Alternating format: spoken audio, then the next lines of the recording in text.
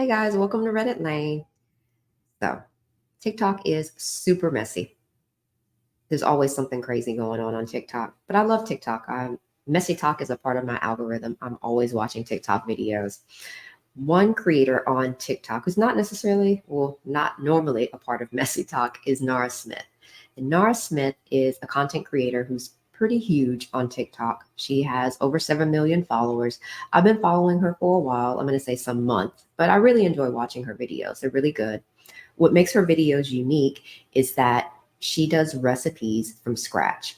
And her recipes from scratch is not necessarily the same recipes from scratch that I would do. If I make a lasagna, I'm going to go buy the noodles. I'm going to go buy the mozzarella. When Nara Smith makes her lasagna from scratch, she is making the mozzarella. She is making the noodles. She's making the sauce.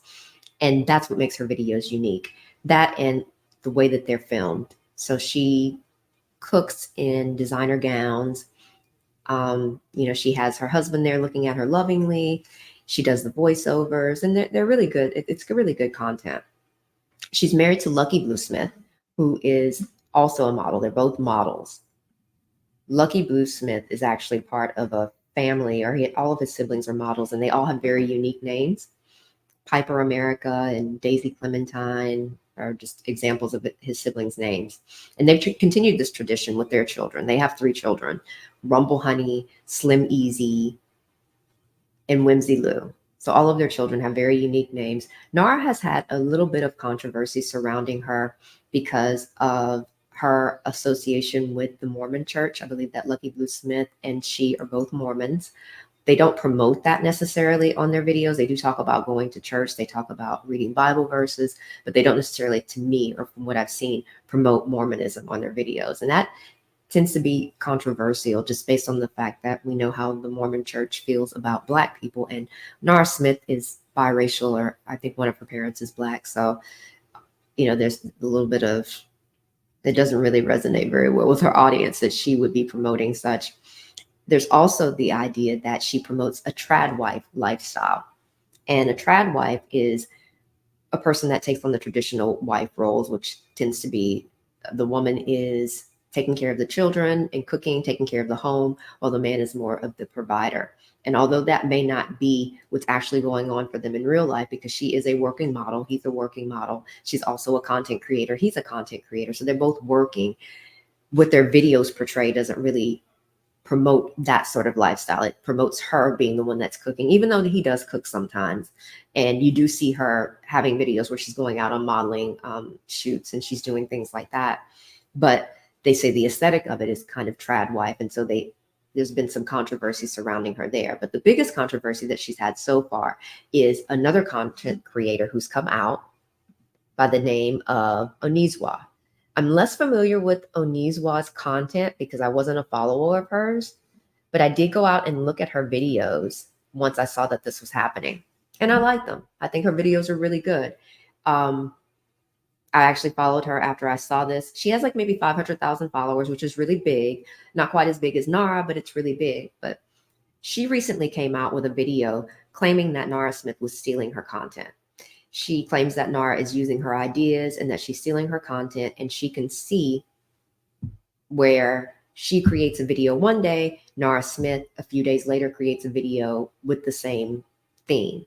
So for example, she specifically mentioned her boba tea video where she made a boba tea and she made the boba tea from scratch.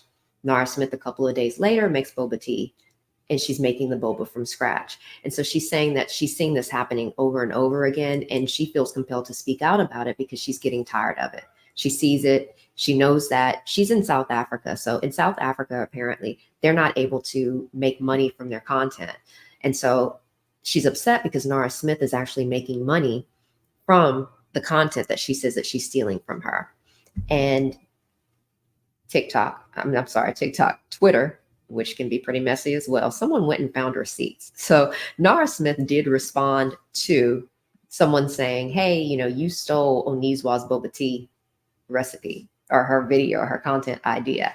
And at the bottom here, you can see Nara responds, I've never seen her videos, nor do I follow her. I'm not the first or last person to make boba. This person also went back and found receipts from another video that Onewza made where Nara Smith responded to someone in the comments saying, "I'm so sorry you have to deal with these comments. Your content is so inspiring."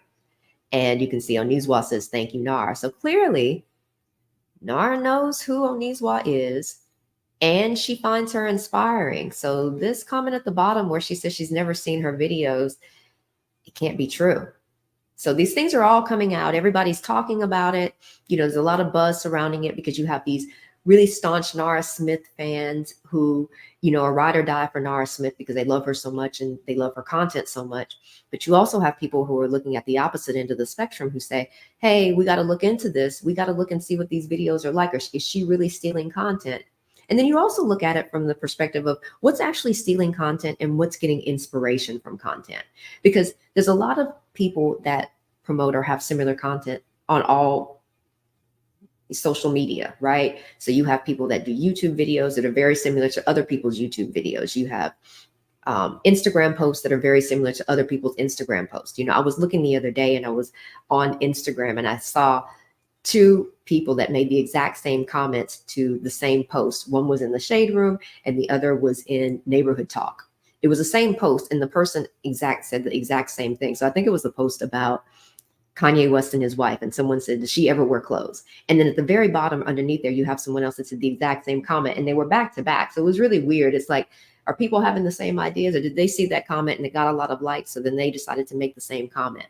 You just never know. You have a lot of people that think the same way. So it could be that they, would make these comments. The other thing about Nara Smith is that for me, I'm sure she has a team of people that's helping her.